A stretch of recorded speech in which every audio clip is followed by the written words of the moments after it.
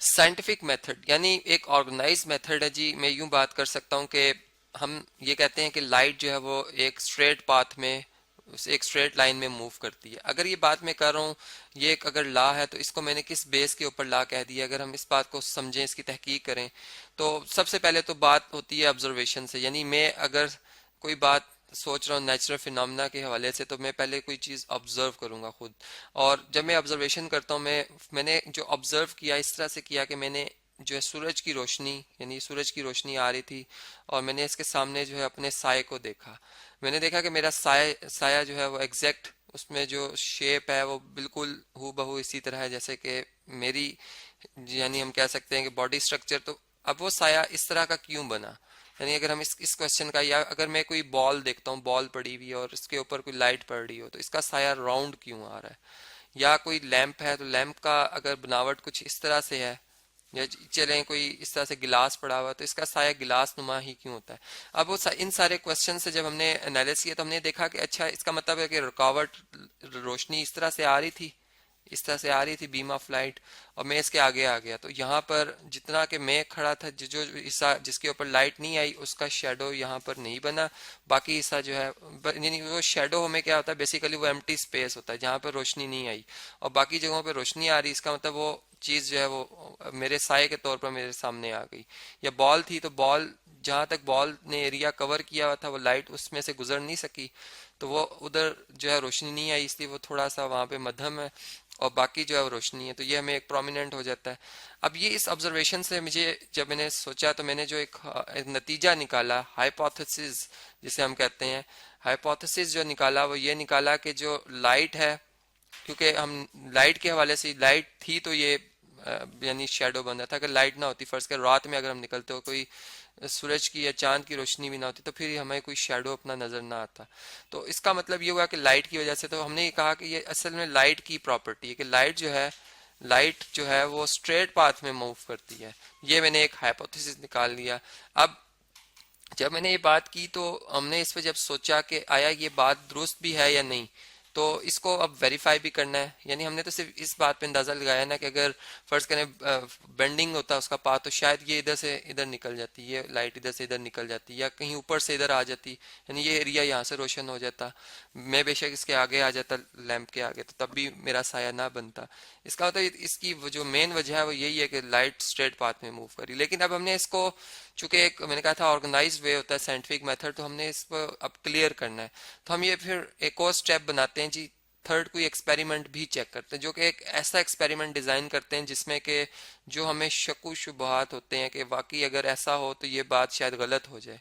जैसे अब हमने, चूंकि हमें शक ये कि लाइट स्ट्रेट पाथ में मूव नहीं करती, शायद थोड़ा बहुत बेंड होती है, थोड़ा भी होती हो, मामूली सा भी, तो इसको भी हम देखते हैं कि क्या मामूली सी भी होती है बेंड।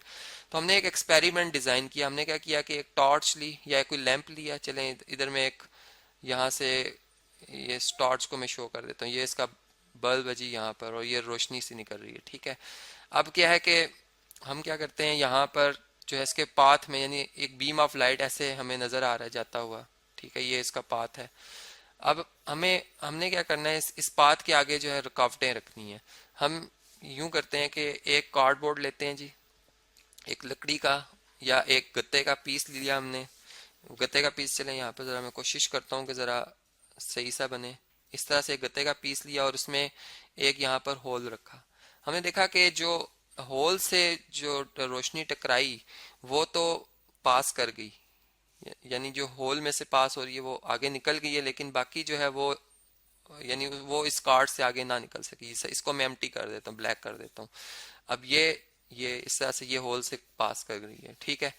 यानी अब ये रोशनी इधर से नहीं आएगी, क्योंकि इस जो कागज के टुकड़े ये लकड़ी से टकरा के रुक गई। अब हम क्या करते हैं, इसके आगे एक और कागज का टुकड़ा लेते हैं और इसके आगे रख देते हैं, और उसमें भी एग्जैक्ट उतनी ही हाइट पर उतना ही सुराख का एक और होल रखा हुआ हमने, उसमें से भी ये बीम ऑफ लाइट जो पास कर जाएगी।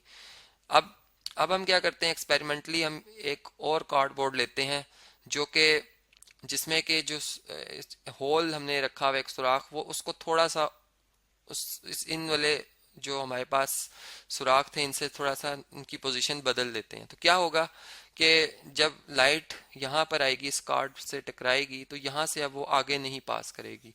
यानी इसका मतलब ये हुआ कि अब लाइट क्यों नहीं पास की, यहाँ से इस जो सुराख है अब इधर से कुछ एक आध रे तो निकलनी चाहिए थी, लेकिन चूंकि ये बिल्कुल उससे अलग थी, इसके रास्ते में नहीं आई लाइट, तो ये यहाँ से आके बस इसका सफर लाइट का यहीं पे आके रुक गया।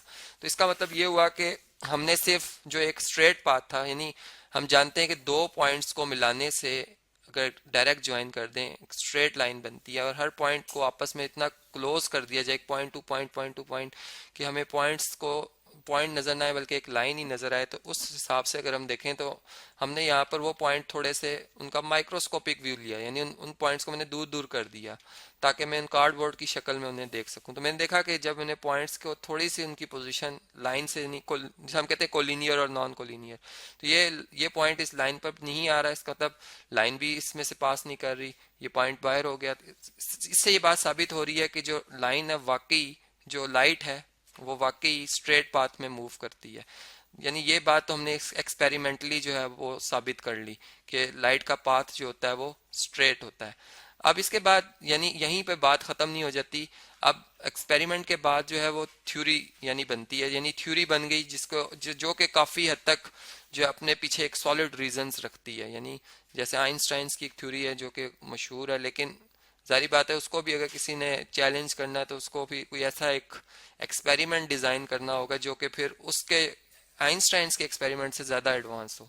तो फिर हम ये कहते हैं, हमने एक थ्योरी बना दी कि लाइट की एक नेचर है जी जो कि स्ट्रेट पाथ में मूव करती है, ये एक थ्योरी बन गई। लाइट ट्रेवल्स, हम यूं कह सकते हैं अब कि light travels in a straight path.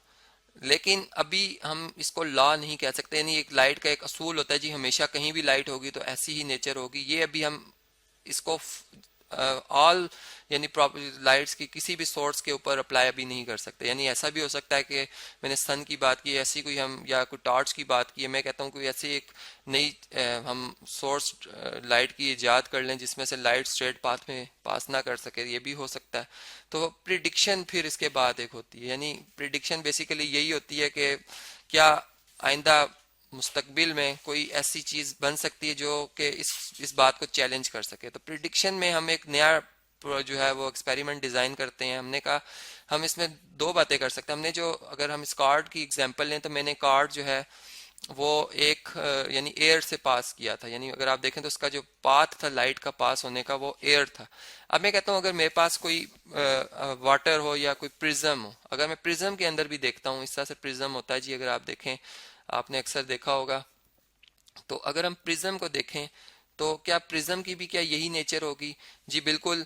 हम उसमें देखते हैं कि बेशक लाइट थोड़ी बैंड हो जाती है, इस तरह से लाइट अगर एंटर हो रही है अपने उस पाथ से, और जब इसमें वो इधर से गुजर रही होती है तो वो थोड़ी सी यानी नॉर्मल से जो है वो इन साइड जो है नॉर्मल की तरफ थोड़ी सी बैंड हो जाती है, यानी अगर उसका असल पाथ किया तो वो थोड़ी सी इस साइड पे मूव कर जाती है। लेकिन वो जिस तरह से वो गुजर रही होती है वो उसका पाथ स्ट्रेट ही होता है।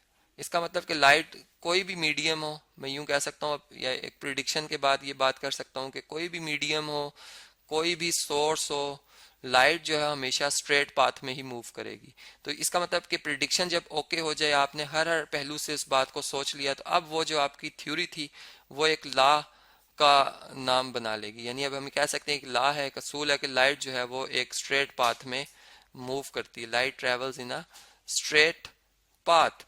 अब अगर हम इस तरह से देखें तो अगर हम ओल्ड यानी क्लासिकल जो है हमारे पास फिजिक्स है, अगर उसके हवाले से हम बात करें तो न्यूटन जो है उन्होंने लाइट की नेचर के ऊपर एक कॉस्पुलर थ्योरी पेश की थी। उन्होंने कहा था कि लाइट जो है वो डेंसर मीडियम में, यानी उन्होंने उसके मोशन के हवाले से बात की थी, स्पीड के हवाले से, कि डेंसर में फास्टर होती है लाइट, ठीक है, और जबकि रेयर में जो है वो रेयर मीडियम यानी हवा में जो है वो स्लो मूव करती है।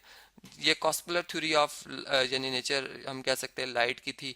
अब जबकि यहाँ पर इसको स्लो लिख देते हैं जी, स्लो।